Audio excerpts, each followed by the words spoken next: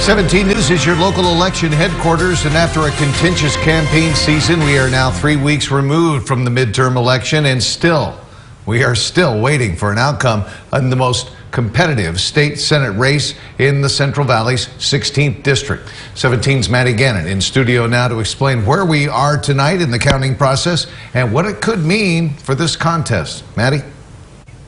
Jim, we're down to the last few thousand ballots to count in the Central Valley, but the margin between Democratic incumbent Melissa Hurtado and Republican David Shepard is so tight, it's likely we won't know the final outcome of this race until the deadline to certify next week. Shepard held a solid lead on election night, but as more and more votes came in, that lead shrunk, leaving just 245 votes now separating the pair, with Shepard narrowly out in front.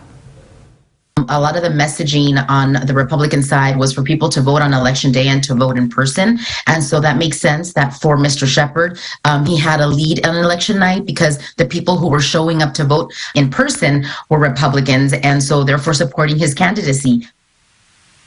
As political science professor at Cal State Bakersfield, Dr. Ivy Cargyle explains, as more mail-in ballots, which often lean Democratic, were counted after Election Day, Hurtado closed in on Shepard's lead. Now, there are 4 counties in the 16th Senate District. All but one have at least a couple hundred or thousand ballots left to count. That could be enough to tip the scales in either direction.